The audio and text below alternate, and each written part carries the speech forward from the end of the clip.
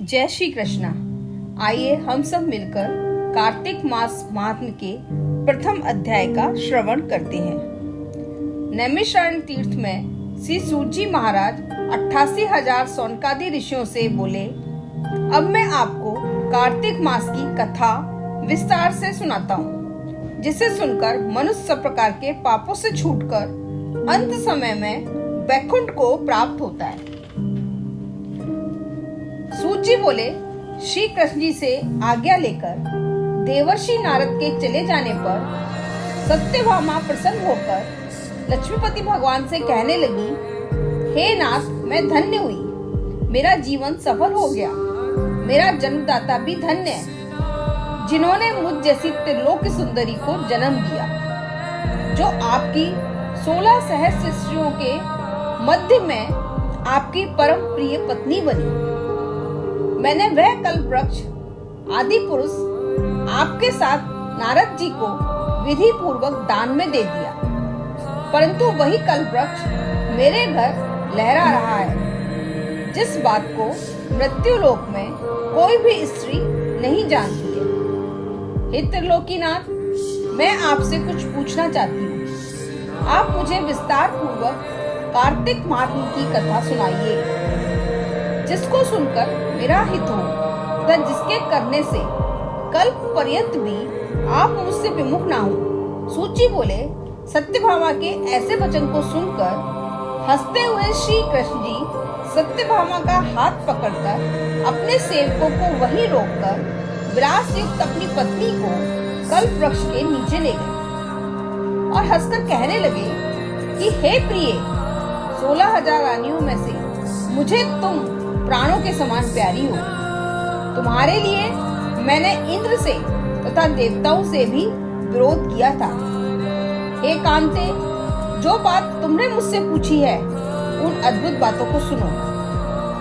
सूत जी बोले, एक दिन श्री कृष्ण भगवान ने सत्यभामा की प्रिय कामना के लिए गरुड़ पर सवार होकर इंद्रलोक जाकर कल्प वृक्ष मांगा। तब इंद्र ने उस कल्प वृक्ष को देने से मना कर दिया। इस पश्चात गरुड़ का इंद्र से घोर युद्ध हुआ और युद्ध करते करते गरुड़ जी गोलोक पहुंच गए। वहां पर भी गोलोक में गरुड़ जी का गौओं के साथ युद्ध हुआ। गरुड़ की चोट से गायों के कान कुछ कटकर गिर गए। इससे उनके रुधिर से 3 वस्तुएं उत्पन्न हुई, कान से तंबाकू, पूंछ से गोभी और खून से मेहंदी। इन तीनों के प्रयोग करने से मोक्ष प्राप्ति नहीं होती है। तब गौओं ने क्रोध में आकर के गरुड़ को मारना शुरू कर दिया, जिससे उनके 3 पंख टूटकर गिर पड़े। पहले पंख से नीलकंठ, दूसरे पंख से मोर, तीसरे पंख से चकवा चकवी उत्पन्न हुई। हे प्रिय, जिनके दर्शन मात्र से ही सुफल की प्राप्ति होती है। ये सुनकर सत्यभामा बोली, हे प्रभु, मैंने पिछले जन्म में ऐसे कौन कौन से दान व्रत व जप नहीं किए, तथा मैं ये भी जानना चाहती हूँ कि मेरा स्वभाव कैसा था और मैं किसकी पुत्री थी और मुझे मृत्यु लोक में क्यों जन्म लेना पड़ा। मैंने ऐसे कौन कौन से दान व्रत और जप नहीं किए जिसके कारण मुझे मृत्यु लोक में जन्म लेना पड़ा। और मैं ये भी जानना चाहती हूँ कि मैंने ऐसे कौन से शुभ कर्म किए जिससे मैं आपकी अर्धांगिनी बनी।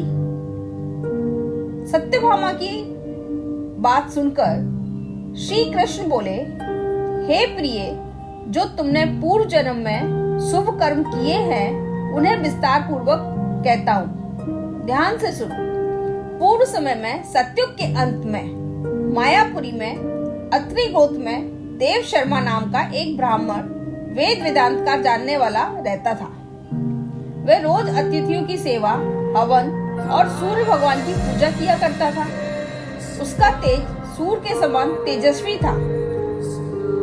उसके वृद्धावस्था में गुणवती नाम की कन्या पैदा हुई।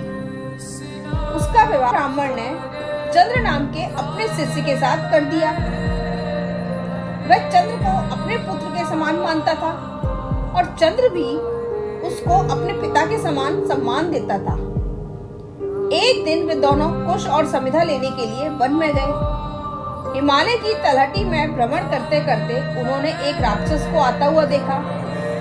उस राक्षस के आने के भय के मारे उनके अंग शिथिल हो गए और भागने में समर्थ भी नहीं रहे।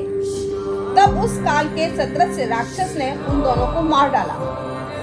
उनके धर्मात्मा होने के कारण मेरे दूत उनको मेरे पास वैकुंठ में ले आए, क्योंकि उन्होंने आजीवन सूर्य भगवान की पूजा की थी।